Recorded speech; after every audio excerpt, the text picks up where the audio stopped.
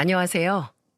저는 인생에서 가장 든든한 조력자이자 가장 친한 친구라고 말할 수 있는 제 남편과 너무나 사랑스러운 남매를 키우고 있는 한 여성입니다. 저는 누군가가 저에게 인생에서 가장 큰 행운이 뭐냐고 물어보면 단언코 제 남편을 만난 거라고 말할 수 있어요. 그만큼 제 남편은 제 인생에 있어서 절대로 없어서는 안 될 존재랍니다. 그건 저한테도 마찬가지지만 우리 아이들한테도 그리고 저희 부모님께도 마찬가지랍니다. 그만큼 남편의 존재는 우리 가족에게는 정말 큰 존재예요. 남편을 만나게 된 건 대학교에서였습니다. 저는 당시 신입으로 동아리에 들어가선 선배인 남편을 만날 수 있었어요. 그렇지만 처음부터 사귀었던 건 아니고 진짜 인연은 남편이 군대를 다녀오고 나서 복학을 했을 때였습니다. 남편의 복학을 축하하기 위해 다 같이 가진 술자리에서 우리들은 서로 여성스러워지고 남성스러워진 서로의 모습에서 호감을 느꼈고 그때부터 시작된 인연은 어느새 캠퍼스 커플로 연애를 하게 되었죠. 대학교에선 거의 1년을 연애를 했고 사회에 나가서는 4년을 연애했어요. 사실 저희는 서로에 대한 확신이 있었기 때문에 결혼을 빨리 하고 싶었거든요. 근데 남편에게 사정이 있어서 결혼을 빨리 하지 못하고 미루고 있었죠. 남편의 사정은 바로 시아버지가 암으로 투병 생활을 하고 계신다는 거였습니다. 처음 발견했을 때 이미 진전이 조금 된 상황이었지만 희망을 가지고 치료를 하고 있었기에 시아버지가 다 나으시면 결혼을 할 생각으로 기다리고 있었어요. 또 남편은 저랑 결혼하게 되면 혹여나 제가 시아버지에게 발이 묶이게 될까봐 일부러 결혼을 늦춘 것도 있었죠. 서로가 서로에게 배려를 하면서 그렇게 5년이란 시간을 연애를 하게 되었던 거였어요. 남편은 자기 때문에 결혼이 늦어진 게 항상 미안하다고 이야기를 했었어요. 미안해. 나 때문에 자기 좋은 시절 다 보내는 것 같아서 빨리 결혼하고 싶을 텐데 조금만 더 기다려줘. 아빠만 나으시면 우리 바로 결혼하자. 지금은 아빠한테 들어가는 돈도 많아서 경제적으로도 또 결혼 후에 당신이 겪어야 할 상황들도 만만치가 않을 거야. 그러니까 우리 조금만 힘내보자. 아니야, 난 괜찮아. 실은 나 지금도 우리가 결혼해서 내가 시아버지 병간호해도 상관없어. 근데 난 그걸 자기가 부담스러워하니까 기다리는 것뿐이야. 근데 난 이렇게 자기랑도 알콩달콩 연애하는 것도 좋으니까 전혀 미안해하지 마. 난 그냥 자기만 있으면 돼. 고마워, 은혜야. 대신 내가 너한테 평생 잘할게. 저희는 그렇게 서로에게 힘이 되어주며 결혼을 전제로 연애를 하고 있었죠. 그러던 어느 날 시아버지가 저희를 불렀어요. 아들, 지금 이 애비 때문에 결혼식 못 올리고 있지? 이 못난 애비가 아프기만 해서 우리 아들 앞길을 다 막는 것 같네. 너희 결혼까지 늦추고 말이야. 근데 앞으로 나도 내가 언제까지 버틸 수 있을지 모르겠다.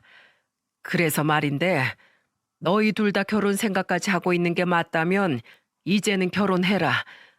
그래야 나도 너네 결혼식 볼 수 있을 것 같다. 나 낳을 때까지 기다렸다간 나 혼주석에도 못 앉아보고 영영 떠날지도 몰라. 그러니까 둘 다 이제 서둘러서 결혼 준비해. 아빠, 진짜 그래도 되겠어요? 우리는 괜찮아요. 이미 다 얘기했어요. 떼끼, 당연히 우리 은혜는 괜찮다고 하겠지. 얼마나 마음이 깊은 애냐. 근데 그건 너무 우리만 생각하는 거야. 이건 다 은혜가 우릴 배려해서 그러는 거라고. 그러니까 너 늦추지 말고 결혼해라. 은혜야, 나 낳을 때까지 기다려주는 네 마음 내가 참 고맙게 생각한다. 근데 너희 둘 다 이제 나이도 먹어가는데 결혼해야 하지 않겠어? 네가 우리 집에 식구로 들어와도 내 간병시킬 일은 절대로 없으니까 그게 걱정이라면 안 해도 된다. 그러니까 마음 편히 시집 와. 아버님, 저 그런 거 아니에요. 아버님 간병이야 제가 얼마든지 할 수 있죠. 근데 저희는 둘 다 아버님 다 나으시면 그때 더 기분 좋게 결혼하고 싶어서 그런 거예요. 아니다. 그러지 마. 난 지금이 최선이다. 내일보다 오늘이 나한텐 최선이야. 그러니까 더 늦어지기 전에 너희 둘 다 쉬고 올리자. 이 애비 죽기 전에 너네 결혼하는 건 보고 싶어. 시아버지는 자신의 상태를 직감하셨는지 저희에게 결혼을 서두르라고 하셨어요. 그때는 이미 시아버지도 암이 말기 상태로 접어들면서 몸이 점점 안 좋아지던 때여서 저희도 그 마음이 충분히 이해가 가더라고요. 그래서 저희 둘 다 시아버지 뜻대로 결혼식을 서둘러 올리는 것으로 동의했지만 저희 부모님 동의가 또 필요했어요. 근데 워낙에 연애 시절부터 제 남편을 마음에 들어했던 저희 부모님 두 분 다 흔쾌히 허락을 해주셨답니다. 그래서 저희는 시아버지를 생각해서 최대한 빨리 결혼식을 준비했고 그 결과 한 달 만에 결혼식을 올릴 수 있었어요. 실은 정말 불가능한 일이었는데 마침 예비 부부가 결혼식을 취소하면서 생긴 자리가 있어 바로 올릴 수 있었던 거였어요.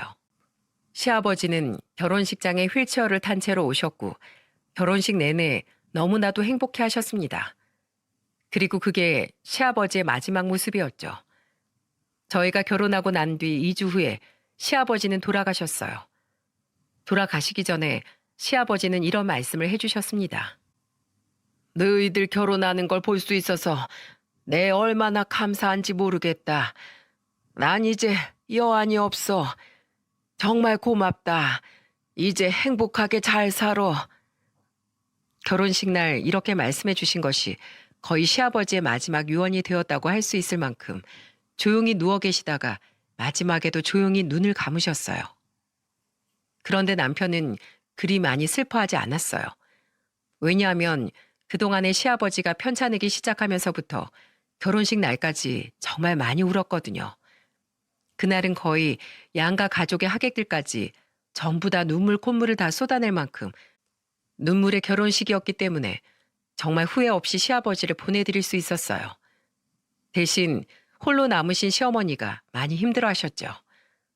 그걸 알았기에 저희 부모님도 시아버지 장례식에 오셔서는 그 슬픔을 함께하며 위로해 주셨어요.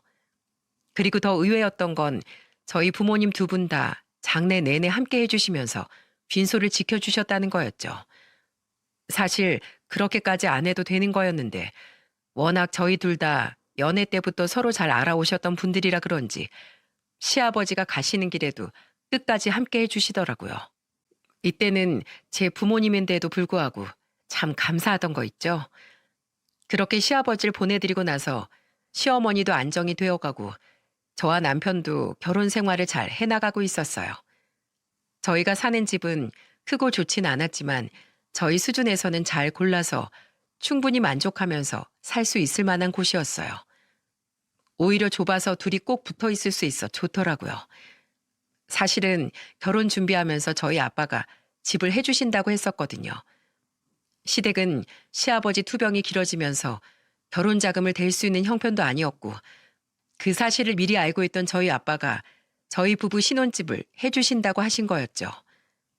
저희 아빠는 사업을 하면서 넉넉하게 여유가 있었기에 충분히 저희 집 살림을 차려주실 수 있는 분이었어요. 근데 그때 제 남편이 이렇게 말을 하더군요. 장인어른, 그 마음은 정말 감사하지만 저희는 그 마음만 받도록 하겠습니다. 제가 이 사람 한 명 데리고 들어갈 집 못 구할 만큼 그렇게 능력 없는 건 아니니까요. 물론 좋은 곳으로 데리고 들어가는 거 못하겠지만 그래도 시작부터 처가 도움 받으면서 시작하는 건 안 하고 싶습니다. 그게 너무 죄송스러워서 그런 것도 있지만 진짜 이유는 이제 저희들이 앞으로 살면서 헤쳐나가야 할 역경이 많을 텐데 첫 시작부터 누군가에게 의지하고 싶지 않아요. 작은 것이라도 둘이서 함께하고 점점 키워나가겠습니다. 그렇게 할 수 있게 해주세요, 장인어른. 남편은 상당히 조심스럽게 말을 하면서도 강단 있게 잘 말을 했어요. 그 모습에 저도 반하고 저희 아빠도 반했죠. 특히나 아빠가 그 대답을 듣고는 너무 좋아하시더라고요. 허참, 내가 역시 사위 하나는 잘 봤구만. 좋네, 좋아. 자네 뜻이 그렇다면 그렇게 하게. 대신에 나랑 술 친구는 자주 해줘야 하네. 그리고 살면서 영 누군가의 도움을 안 받고 사는 것도 쉽지 않은 일이야. 그러니까 정말로 내 도움이 필요한 순간엔 날 찾아오도록 하게. 알았나? 그러라고 부모가 있는 거니까. 네, 장인어른 이해해 주셔서 감사합니다. 그리고 술친구라면 언제든 불러주세요. 자다가도 벌떡 일어나서 찾아가겠습니다. 그래, 그래. 우리 사위 아주 마음에 들어. 남편은 이렇게나 든든한 사람이었어요. 근데 실은 처음부터 제가 이 말에 동의한 건 아니었어요. 저희 아빠가 집을 해준다고 했을 때 저한테 먼저 말을 하셨었는데 그때 제가 남편에게 가서 그 말을 전하는데 남편이 딱 잘라서 이렇게 말을 하더군요. 우리 그 집 받지 말자. 나 스스로 당신이랑 살 집 구하고 싶어. 실은 집도 미리 봐둔 곳이 있어서 안 그래도 당신한테 같이 가보자고 할 생각이었거든. 비록 20평짜리 작은 빌라이긴 하지만 그래도 우리 거기에서 시작하면서 점점 평수도 늘리고 아파트로 이사도 가보고 하자. 그리고 당신은 나중엔 정원 딸린 주택에서 살고 싶다고 했지?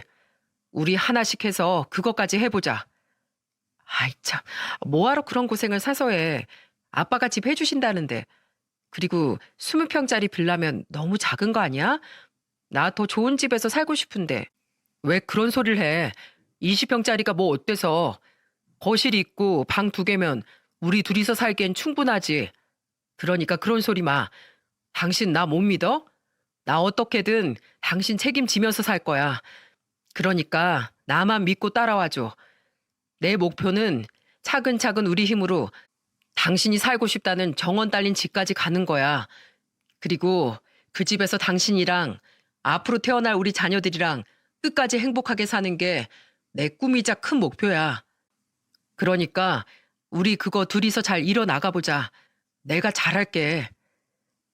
이 사람이 이렇게 말을 하는데 틀린 소리가 하나도 없어 찍소리도 못하겠더라고요.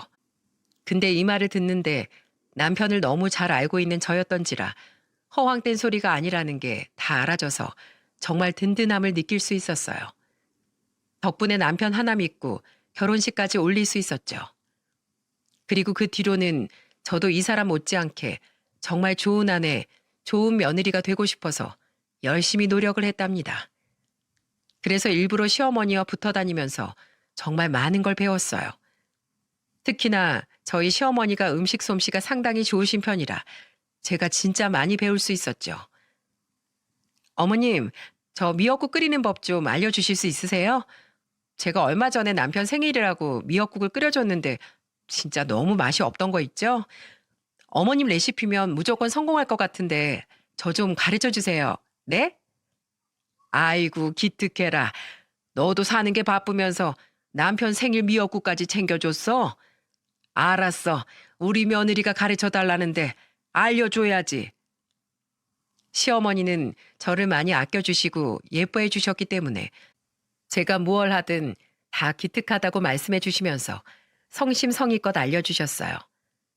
처음엔 시어머니 손맛을 따라가는 게 정말 쉽지 않았는데 제가 귀찮을 정도로 시댁으로 찾아가 음식을 배우는 덕에 나중엔 얼추 비슷하게 만들어 나갈 수 있겠더라고요. 그 모습을 보면서도 남편은 많이 고마워해 주었답니다. 그렇게 결혼 생활을 즐겁게 잘 하고 있던 중에 한 가지 문제가 생기게 되었어요. 그건 바로 저희 아빠 건강의 적신호였죠. 저희 친정아빠는 평소에 술과 담배를 무척이나 좋아하시던 분이었어요. 늘 저희 아빠는 약주를 챙겨 드시고 때에 따라선 술, 담배를 서슴없이 피시는 분이라 늘 저희 가족들 모두가 아빠 건강을 염려하면서 주시를 하고 있었어요. 근데 워낙에 타고난 체력이 좋으신 분인데다가 아빠는 운동까지 꾸준히 하셨기에 건강엔 항상 문제가 없었어요. 하지만 가는 세월에 장사 없다고 나이가 든 아빠는 몸이 예전 같지 않으셨어요. 결국에는 건강이 갑자기 안 좋아지신 걸 느끼고 병원에 갔는데 그때 건강검사 결과로 술, 담배도 다 끊고 몸 관리를 해야 한다는 진단이 내려지면서 심각해지기 시작했죠. 가족 중 누구도 아빠의 건강에 이상이 생길 거라곤 예상을 못했어요. 정말 술을 진탕 마시고 몸도 못 가눈 채 주무셔도 다음 날 아침이면 아무렇지도 않게 일어나 멀쩡하게 일을 하셨던 분이셨거든요. 근데 그런 분에게 문제가 생기면서 아빠는 일까지 뒤로 미룬 채 몸을 챙겨야 되는 상황이 오게 된 거였죠. 하지만 아빠는 일을 바로 그만둘 수가 없었어요. 왜냐하면 아빠는 작은 사업체를 하나 운영하고 계셨는데 아빠가 대표였기 때문에 그 회사를 그만둘 수가 없었거든요. 그래서 아빠는 일을 좀 줄이고 건강을 위해 노력하는 시간을 많이 가지시기로 했죠. 근데 여기에서 예상치 못한 건 아빠가 내린 대책이었어요. 아빠는 자신의 건강을 대비하면서 회사 일까지 대비하면서 자신이 그 자리에서 내려올 때 제 남편을 그 대표 자리에 앉히는 거였죠. 이 계획은 남편과 둘이 아빠에게 불려가서 함께 들었는데 그때 저희 둘 다 얼마나 놀랐는지 모릅니다. 자네, 자, 먼저 한 잔 받으시게. 예, 감사합니다, 장인어른. 장인어른도 한 잔 받으시죠. 아, 아니야. 난 괜찮아. 나 이젠 술 끊었네. 아, 맞다. 집사람한테 얘기 다 들었습니다. 장인어른 이제 건강 돌보셔야 한다면서요. 그래, 그렇게도 했어. 그래서 말인데, 안 그래도 오늘 이 얘기 좀 하려고 불렀네. 자네, 혹시 이참에 내 회사 들어와서 일 좀 배워볼 생각 없는가? 네? 장인어른 회사를요? 그래, 자네도 알다시피 우리 큰애가 지금 하고 있는 게 있잖아. 영 사업엔 생각이 없다고 하니 자네가 내 회사로 들어와서 일해보는 건 어떨까 싶어서 말이야. 아빠의 갑작스런 제안에 남편도 저도 당황을 많이 했어요. 근데 저는 아빠가 이해가 가는 게 아빠 말대로 제 오빠는 사업에는 영 뜻이 없었거든요. 저한테는 오빠와 여동생이 한 명씩 있는데 여동생은 아직 시집을 가기 전이었고 오빠는 사업이나 회사 일과는 전혀 무관한 일을 하고 있었어요. 바로 음악이었습니다. 고등학생 시절부터 오빠는 대학 진학도 음대로 들어갈 만큼 일반적인 사회생활엔 전혀 뜻이 없었어요. 그리고 음악을 너무 하고 싶어 했죠. 그래서 대학교도 유명한 음대를 나왔는데 그 뒤로부터 앨범도 몇 개 내고 했었지만 여전히 무명으로 생활을 하는 중이에요. 대신에 애들한테 보컬 레슨 해주면서 자기 앞가림은 잘 하고 다니는지라 저희 아빠도 사업에 대해선 강요하지 않으시고 오히려 아빠의 꿈을 응원해 주시고 계시죠. 하지만 아빠 회사는 점점 더 커지고 있고 아빠 뒤를 이을 사람은 필요했기에 그 다음 사람으로 제 남편을 선택하신 듯 하더라고요. 남편은 좀 망설이는 듯 했어요. 그 당시 아빠는 운영하던 공장 외에도 다른 공장을 하나 더 세웠었어요. 그러면서 대기업에 물건을 납품하는 일을 했었는데 그 일을 남편에게 제안을 한 거였죠.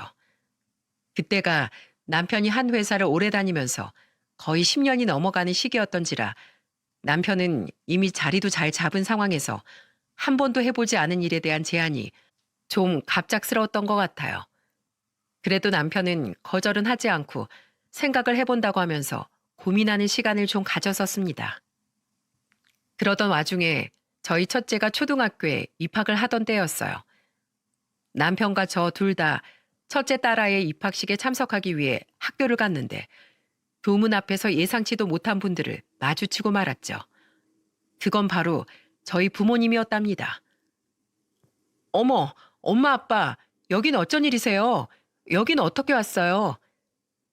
우리 첫소녀 입학식인데 당연히 와봐야지. 어디 보자. 우리 예쁜 손녀, 오늘 첫 등굣길 모습이 얼마나 예쁜지 좀 보자. 아이고, 야무지게도 잘 입었네. 머리도 예쁘게 묶고. 할아버지, 엄마가 양쪽으로 머리 묶어줬어요. 오늘 예쁘게 가야 친구들도 잘 사귈 수 있다고 했어요.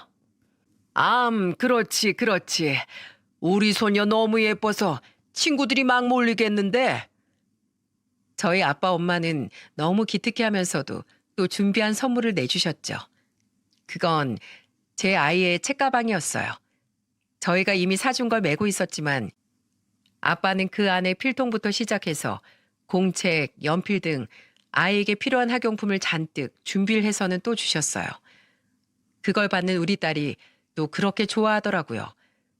덕분에 그날 입학식은 딸도 저희 부부도 기분 좋게 보낼 수 있었답니다. 그리고 거기에 감동을 받은 우리 남편도 마음을 정할 수 있는 계기가 되었어요. 가족들 일에 하나하나 세심하게 챙기는 아빠의 모습을 보면서 배울 점이 많다고 느꼈다고 하더라고요. 난 정말 장인어른이 존경스러워. 그렇게 바쁘게 돌아가는 공장 일을 하시면서도 어떻게 그렇게 가족들 일을 하나하나 다 챙기실 수 있는 건지. 그러면서도 또 사업을 확장시켜 나가고 계시잖아. 나 장인어른 밑에서 일 배워야겠어. 내가 배울 수 있는 게 많을 것 같아. 그리고 당신도 거기 같이 다니고 있으니까 우리 서로한테도 더 좋은 시너지가 날 것 같고. 좋아, 여보. 정말 잘 생각했어. 나도 아빠가 하시는 일 조금이라도 돕겠다고 지금 여기 들어와서 이렇게 일하고 있지만 나 혼자로는 정말 역부족이었거든. 근데 나도 당신이 같이 가준다고 하니까 정말 너무 든든하다. 우리 열심히 해보자, 여보. 남편이 아빠의 회사로 들어오기로 마음을 정하고 나니 제가 다 뿌듯하고 좋았어요. 그 뒤로는 남편도 저와 함께 합류해 아빠의 일을 돕게 되었답니다. 근데 역시나 남편은 그리 호락호락하지 않았어요. 남편은 아빠 회사로 들어오게 되면서 한 가지 제안을 하더라고요. 장인어른, 제가 장인어른 회사로 들어가겠습니다. 근데 대신에 조건이 하나 있습니다. 제가 장인어른 회사에 들어가는 대신에 저 아주 밑바닥부터 시작하고 싶어요. 저 이제껏 한 회사에서만 10년을 넘게 다녔어요. 그 덕에 사회생활에 대해서 많이 배웠지만 그것도 다 제가 맡은 업무 안에서만이었지 장인어른 회사에는 별 도움이 안 될 수도 있습니다. 그래서 저 이번에 아예 밑으로 들어가서 하나하나 배워가겠습니다. 그래야지만 떳떳하게 장인어른 회사 다닐 수 있을 것 같아요. 저는 낙하산이 싫습니다. 이미 면접 없이 들어간 것만 해도 다른 사람들 보기엔 낙하산이에요. 그치만 업무 능력만큼은 제가 하나하나씩 따내서 인정받고 싶어요.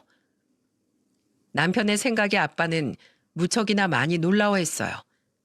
근데 이건 역시 저와는 상의가 된 거였기 때문에 저는 크게 놀랍진 않았어요. 대신 저는 이 모든 게 남편답다는 생각이 들었죠. 자네, 내가 그거 못 들어주는 건 아니지만 자네 많이 힘들 텐데 괜찮겠는가? 네, 그럼요. 저는 괜찮습니다. 업무 하나 제대로 모르는 바보로 회사에 있고 싶진 않아요. 그러니까 허락해 주세요. 남편의 간곡한 부탁과 함께 이 생각을 꺾을 수 없다는 걸 안 아빠는 그대로 허락을 해주셨습니다. 그리고 아빠는 속으로 내심 많이 뿌듯해 하셨답니다. 아빠는 본사가 아닌 이번에 사업을 확장하면서 충청도 아산에 생긴 공장으로 발령을 내셨어요. 그리고 자신의 아빠의 사이라는 것도 전부 다 비밀로 하고 일을 하기로 했죠. 누구라도 대표의 사이라고 하면 부담스러워하고 눈치 보며 대할 것이 뻔했기 때문에 이 부분도 아빠에게 간곡하게 남편이 부탁을 했어요. 그렇게 바로 옮겨서 시작한 남편의 아산 공장 생활은 잘 흘러가고 있었습니다. 근데 서울에서 아산까지 왔다 갔다 하는 일이 쉽지 않았나 보더라고요. 거리도 있었을 뿐더러 출퇴근길이 워낙에 많이 막히는지라 아침이나 저녁에 소요되는 시간이 너무 많았어요. 그래서 저희들은 큰 결심을 하고 주말 부부로 지내기로 했죠. 저는 서울 본사에서 일을 하고 있었기에 아산으로 내려갈 수 없어 남편 혼자서 그곳에 오피스텔을 하나 구해 일을 하기로 했어요. 다른 사람들은 주말 부부라고 하면 걱정을 많이 하지만 저와 남편은 서로를 믿고 있었고 남편의 사정 역시 하루라도 빨리 그 공장에서 적응해 일을 배워야 했기에 저희 둘은 그렇게 결정을 내릴 수밖에 없었죠. 남편은 주말 부부가 되고 아산으로 내려가자마자 정말 열심히 일에 몰두했어요. 한 번은 아빠한테 전화가 왔었더라고요. 그리고 저는 그 전화 통화로 인해 제 남편이 더더욱 자랑스러워지던 거 있죠. 야, 네 남편 진짜 대단하다, 대단해. 말도 마라. 거기 아산 과장이 그러는데 네 남편 아주 열심히 대단하다더라. 하루에 13시간씩 일하고 한다던데. 나이 들어가지고 막내로 들어와서 일을 얼마나 하려나 싶었는데 아주 그렇게 열심일 수가 없대. 혀를 차더라, 혀를.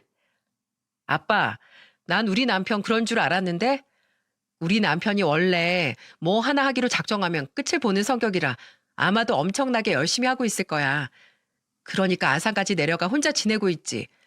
아빠는 진짜 고급 인력에 인재 하나 뽑은 거예요. 그러니까 우리 남편 월급 좀 팍팍 줘요. 230이 뭐야. 아, 그럼 우리 제일 밑에 직원들이 월급이 다 그만한 걸 어쩌냐. 그리고 나도 애초에 월급은 더 준다고 해봤는데 네 남편이 그러지 말라더라. 하여간에 못 말려.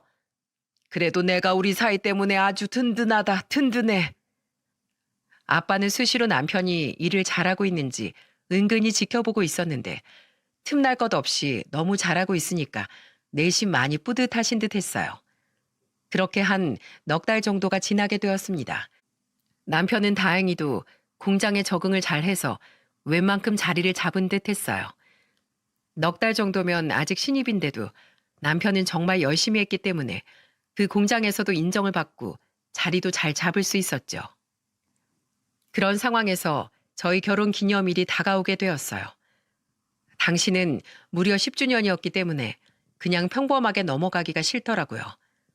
근데 남편은 워낙에 바쁘게 지냈기에 혹시라도 기념일을 기억하지 못하고 있을까봐 제가 남편을 찾아가기로 마음을 먹었답니다. 남편은 원래 기념일을 잘 챙기는 성격은 안 돼서 제가 매번 힌트를 주고 아예 대놓고 알려줘야 하는 사람이었어서 이번에도 그럴 거라고 예상을 했었거든요. 그래서 날짜에 맞춰서 애들은 다 친정에다가 맡기고 저 혼자서 남편이 있는 충청도 아산으로 내려갔죠. 아산에 가서는 예쁜 꽃다발과 케이크를 사고 제가 미리 준비한 기념일 선물까지 가지고는 들뜬 마음으로 남편이 있는 공장으로 갔습니다. 거기에 남편 예쁘게 봐달라는 말과 함께 공장 사람들에게 나눠줄 간식까지 가지고 갔었기에 더더욱 떨리는 마음으로 방문을 했죠. 도착을 해서는 설레는 마음으로 공장 안에 들어서는 순간 저는 예상치 못했던 상황으로 인해 깜짝 놀라야만 했습니다. 양손 무겁게 해서 들어간 그 공장에 들어서는 순간 누군가의 큰 목소리가 들려오기 시작했어요. 멀리서 보니 어떤 사람이 다른 직원을 막 혼내는 듯 했고 저는 그 상황에 섣불리 들어갈 수가 없어 가만히 상황을 지켜보고 있었죠. 근데 지켜보던 중 혼이 나는 사람의 정체를 알게 되면서 저는 제 손에 들고 있던 모든 것을 그 자리에서 다 떨어뜨릴 뻔했어요. 왜냐하면 알 수 없는 사람에게 혼이 나고 있는 사람은 바로 제가 너무나도 사랑하는 저의 남편이었거든요. 제가 눈이 좀 안 좋아 멀리 있는 사람의 얼굴까지 확인하는 데는 시간이 좀 걸렸습니다. 그리고 처음부터 소리만 집중해서 들었지 디테일한 모습까지 본 건 아니었기에 더더욱 상황을 파악하는 데 좀 늦어졌어요. 근데 소리만 들었을 때도 확연하게 알 수 있는 사실은 굉장히 쓸데없는 일로 부당하리만큼 세게 혼이 나고 있다는 사실이었죠. 거기다가 인격 모독까지 당하면서 직장 내 흔하게 일어나는 혼나는 내용이 아니라는 걸 알 수 있었어요. 그래서 도대체 누군데 저러나 싶어 그제서야 자세히 보게 된 거였고 그로 인해서 제 남편이 그 수모를 당하고 있다는 걸 확인할 수 있었던 거였어요. 남편은 계속해서 그 앞에 있는 사람에게 고개까지 숙여가며 죄송합니다, 죄송합니다라고 하고 있었고 그 상대방은 거의 10분 넘게 같은 말을 반복하면서 구박을 하고 있더라고요. 저는 당장이라도 가서 남편에게 왜 그러냐며 따지고 싶었지만 도저히 그럴 수가 없었던 게 제가 나서는 걸 남편이 원치 않아 할 걸 누구보다 잘 알고 있었기에 섣불리 나설 수가 없더라고요. 그래서 일단은 상황이 끝날 때까지 차분히 기다리고 있었죠. 근데 그 순간 저는 또 한 번 예상하지 못한 상황으로 인해 경악을 해야만 했습니다. 그 이유는 바로 남편에게 막 구박을 하던 상사가 갑자기 지 분에 못 이겨서 남편의 정강이를 걷어참과 동시에 뺨을 날렸기 때문이었어요. 전 그걸 보자마자 정말 깜짝 놀랐습니다. 거의 비명이 나올 뻔한 걸 가까스로 참아야 했죠. 하지만 그 다음 행동은 도저히 참을 수가 없었어요. 저는 남편이 맞는 모습을 목격하자마자 곧바로 달려나갔습니다. 그냥 달려나가는 것도 성에 안 차서 더 빨리 그 앞에 서기 위해 손에 있던 짐들도 다 내팽개치고 구두까지 벗어던지고는 그 앞으로 달려갔어요. 저기요, 지금 뭐 하는 짓이에요? 지금 누구 정강이를 차는 거야? 여보, 왜 맞고만 있어? 무슨 잘못을 했길래 맞기까지 하냐고. 여보, 당신은 뭔데 끼어들어? 대체 누구야 당신? 아, 이 사람 와이프야? 참네, 낄 뗄 껴 이 사람아.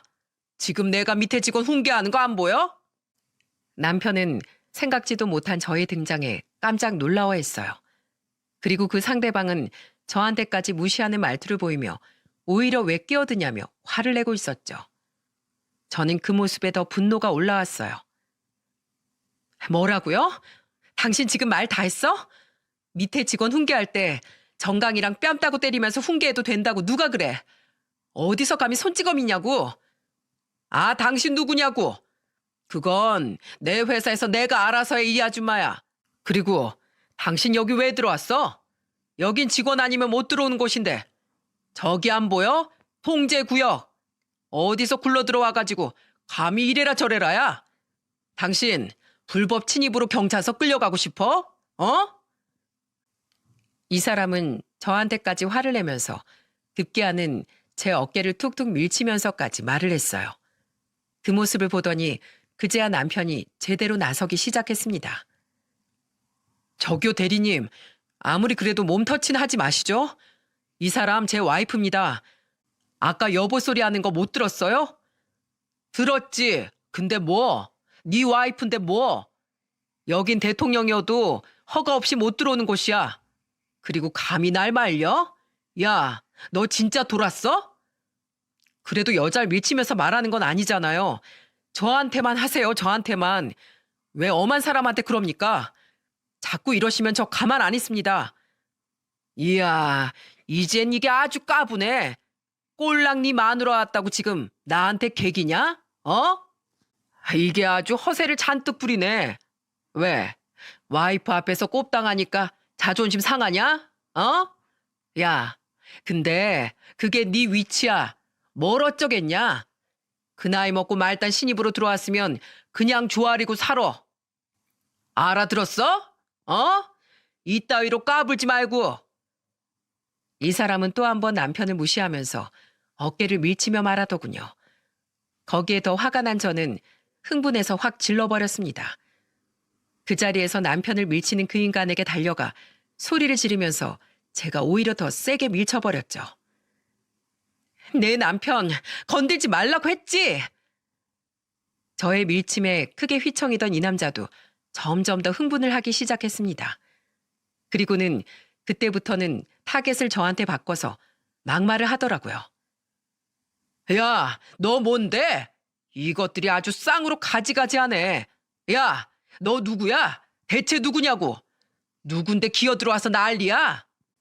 왜, 내 정체가 궁금해? 궁금하면 알려줘야지. 남자는 흥분해서 저한테 소리를 쳤고 저는 제 정체를 궁금해하는 그 사람에게 저에 대해서 제대로 알려주었습니다. 전 제 자켓 주머니 속에 있는 제 회사 사원증을 그 인간 눈앞에다가 가져다 대고 똑똑히 보여주었어요. 이곳은 통제구역이라 출입을 위해서는 입구에 계시는 경비원분에게 사원증을 보여줘야 했기에 마침 그걸 보여주고 나서 주머니에 넣어놓은 상태였어요. 그래서 바로 꺼내서 보여줄 수 있었죠.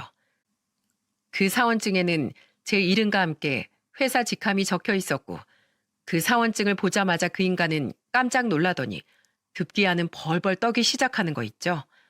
그러면서 행동이 180도 달라졌습니다. 아, 과장님?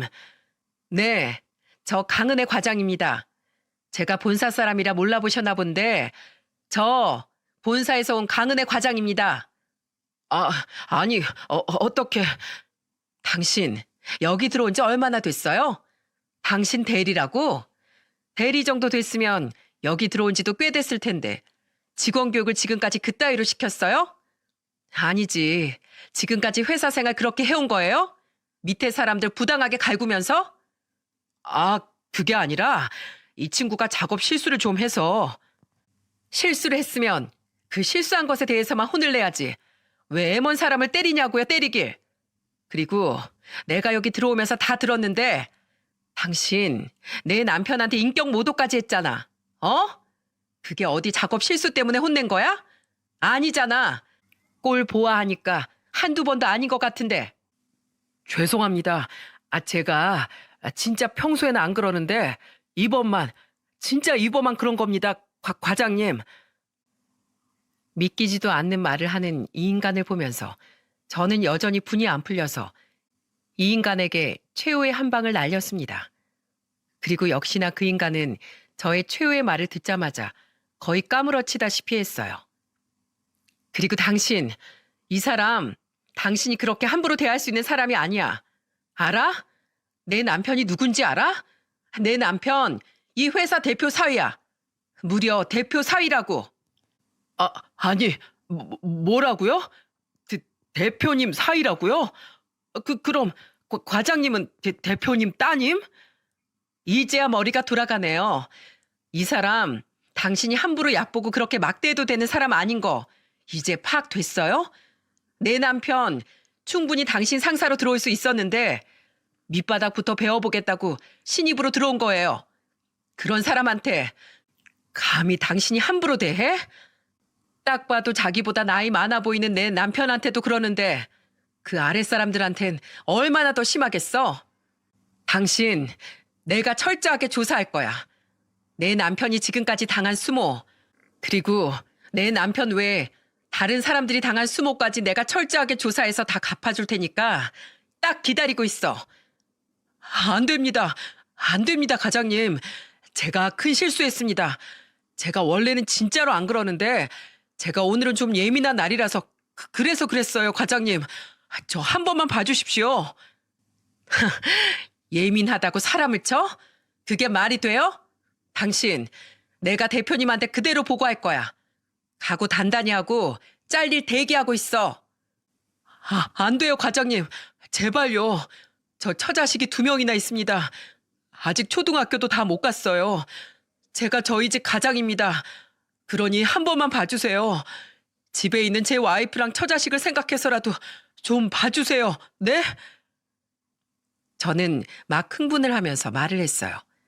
그리고 정말로 이 사람을 가만두지 않을 생각이었죠. 그래서 이 사람이 저한테 아무리 빌고 빌어도 꿈쩍도 하지 않았어요. 근데 여기에서 남편이 나서더라고요. 여보, 그 정도면 됐어. 그만해. 내가 작업 실수한 건 맞아. 내가 일하는 게 답답하셨을 거야. 그리고 정말 다른 사람들한테는 안 그러니까 그런 걱정은 안 해도 돼. 나도 잘한 거 없으니까 당신도 이쯤에서 그만하고 화 풀자. 어? 아니, 그럼 다른 사람들한테는 안 그러는 걸 왜 당신한테 그러는 건데? 당신보다 나이도 어려 보이는데 반말같이 찍찍해대고. 당신은 왜 이런 것까지 다 참고 있어? 나도 잘한 거 없으니까 그냥 무턱대고 그러는 게 아니고 내가 실수해서 그런 거니까. 대리님도 이쯤 하고 얼른 들어가 보세요. 여기 더 있어봤자 좋은 걸 못 볼 것 같으니까. 예, 형님. 들어가 있겠습니다. 아무쪼록 형수님, 아니, 과장님껜 말씀 좀 잘 부탁드리겠습니다.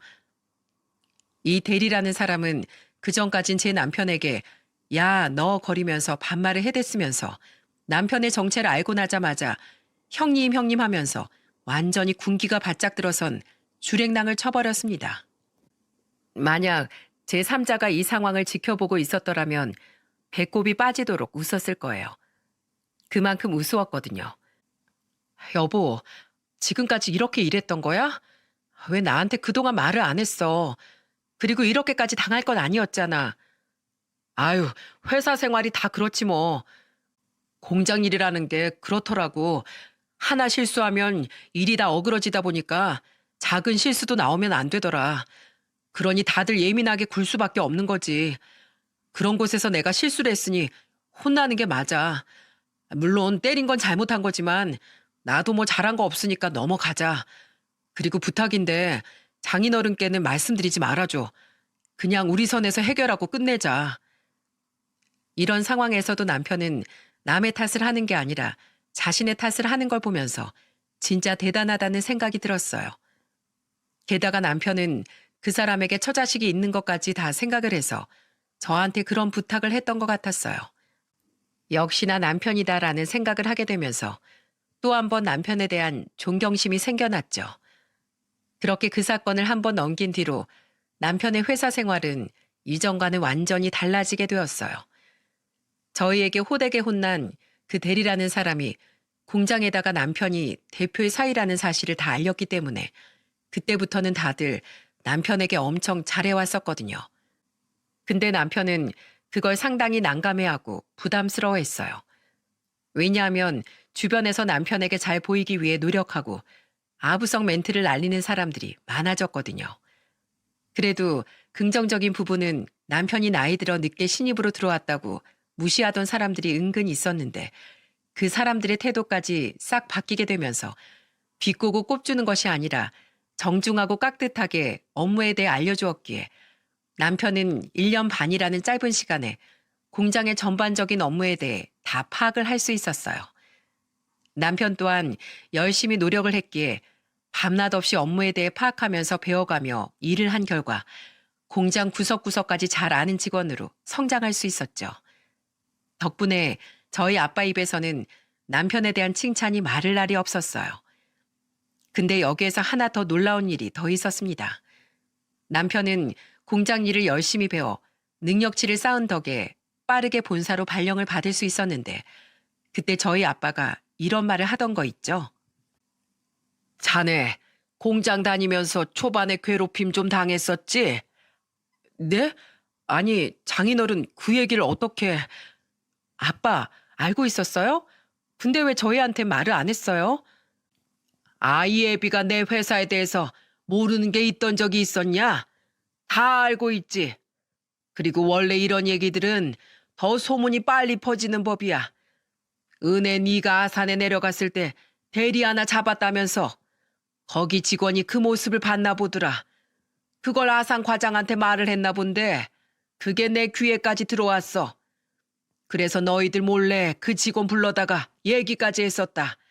내가 따로 경고 좀 줬었어. 네? 아니 장인어른 그건 또 언제... 내 딸이 나한테 보고하겠다고 한 걸 자네가 말렸다면서. 잘했네.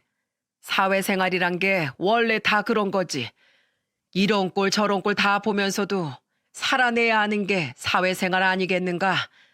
근데 그걸 알게 된 난 가만히 있을 수만은 없었네. 첫 번째는 내 사위의 권위를 위해서도 그렇고 둘째는 자네 다음에 피해자가 나오는 걸 막기 위해서 그랬네. 앞으로 자네가 여기 수장이 될 사람인데 그런 무시를 받아서야 되겠나. 그러니 내가 길을 좀 살려주느라 그랬네. 그리고 자네가 하나 실수한 게 있어. 그런 사람은 그래도 따끔하게 혼을 내줘야 하는 거야. 그래야 자네 다음에 들어서는 사람들이 그 과정을 또 안 겪는다고. 그래서 내 그 직원 불러다가 따끔하게 경고 줬네. 뭐 그래봤자 앞으로 잘하라는 얘기였지만 자네도 앞으로 나와 같은 위치에서 아래 직원들이 같은 상황들 겪을 수 있을 텐데 그때마다 지혜롭게 잘 처리해야 돼. 무조건 사람이 좋게 대한다고 해서 다 좋은 건 아니거든. 알겠나? 예, 장인어른. 잘 알겠습니다. 이렇게 또 장인어른께 배우네요. 명심하겠습니다. 그리고 감사합니다. 그래, 그래. 그래도 아주 잘하고 있네. 아주 우리 사이가 있어서 내가 든든하다고. 그렇게 남편은 또 한 번 아빠한테 인정을 받을 수 있었답니다. 모든 것이 다 저한텐 고맙고 감사했어요. 제 남편은 아빠에게 인정을 받고 또 아빠는 제 남편에게 존경받는 직장 상사이자 장인어른이 되었기 때문에 이 둘을 지켜보는 게 너무 뿌듯하고 행복했어요.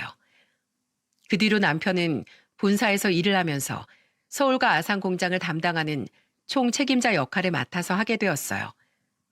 공장의 전반적인 시스템에 대해 다 파악이 되어 본사에서만 일을 하던 우리와는 또 다른 차원의 업무 능력을 보여주고 있어서 아빠가 매우 흡족해 하고 계시답니다. 그리고 본사에서도 인정을 받고 있는데 이게 다 남편의 좋은 인성과 성실함 때문이 아닐까 싶어요. 그만큼 남편은 자신이 대표 사이라는 위치를 드러낸다거나 그걸로 유세를 떠는 것이 아니라 어떤 직원들과도 다 동등하게 회사 생활을 하려고 하고 또 본사 일도 열심히 배워가면서 그렇게 아빠의 든든한 조력자가 되어주고 있어요.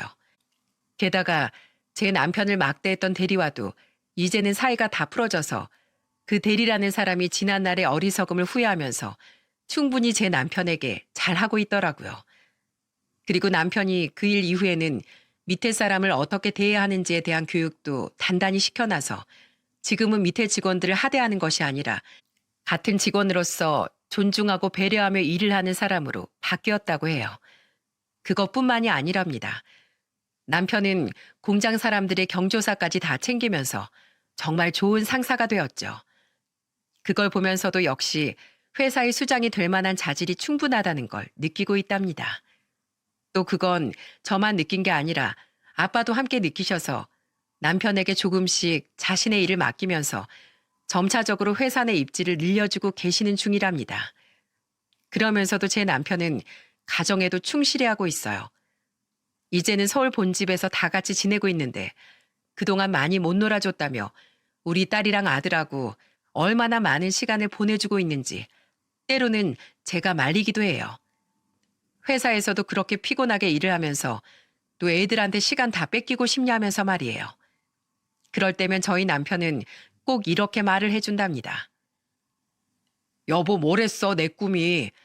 난 우리 자식들이랑 당신이랑 같이 행복하게 사는 게 가장 큰 목표라고 했지. 내가 일을 아무리 많이 하면 뭐해. 당신이랑 우리 애들이 행복하지 않으면 그건 아무 소용이 없어.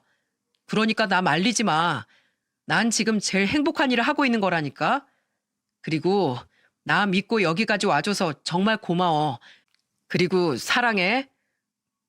네, 저는 이렇게 든든하고 멋진 남편이랑 같이 살고 있어요. 그리고 저희는 어떻게 되었는지 아세요? 아직까지 정원 달린 주택으로는 이사 가지 못했지만 그동안 가족을 위해 애써준 남편 덕분에 저희는 40평이 넘는 아파트로 이사를 갈 수 있었답니다. 그게 벌써 4년 전의 이야기네요. 여러분, 정말로 행복은 멀리 있는 것이 아닌 것 같습니다. 저는 남편을 만나기 전까진 아빠가 주는 돈, 넉넉한 가정 형편 덕에 부족함 없이 또 철없이 살았었는데 제 남편을 만난 이후로는 돈의 소중함도 알고 또 사람의 소중함도 알게 되었어요. 그래서 이제는 저도 남편과 하나하나 목표를 이루어가는 과정이 너무나 재미있고 뿌듯하고 행복한 사람으로 바뀌게 되었답니다. 또 남편의 말대로 직업에 귀천없고 사람은 다 소중한 존재라는 걸 잘 알게 되어서 그날 제가 흥분해서 혼을 냈던 직원한테도 가서 미안했다고 사과를 했었네요. 원래는 사과할 마음이 없었는데 그쪽에서 먼저 저한테 정중하게 사과를 하러 왔었더라고요. 이것도 아마 남편의 영향이 아니었다면 전혀 이루어질 수 없었던 상황이었을 거예요. 저희 회사에서 제 남편을 잘 모르는 사람들은 여자 잘 만나서 인생 폈다고 말을 하는데 제가 봤을 땐 절대 아니랍니다. 오히려 제가 그리고 저희 가족이 남편을 만나게 되어서 인생을 펴게 되었거든요. 그만큼 누구를 만나느냐에 따라서 우리의 인생이 참 많이 달라지게 되는 것 같아요. 그러니 여러분도 꼭 인생에서 좋은 인연, 좋은 배우자를 만나시길 바랍니다. 제가 늘 응원하겠습니다. 제 사연 들어주셔서 정말 감사합니다.